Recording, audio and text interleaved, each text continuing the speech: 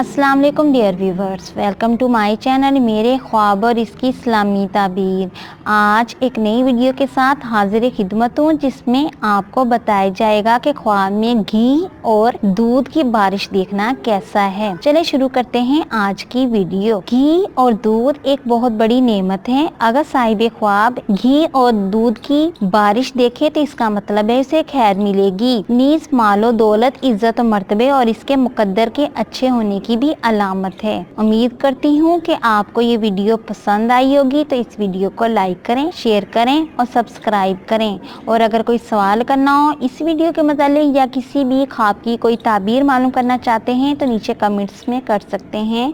Thanks for watching and supporting video. अल्लाह हाफिज़।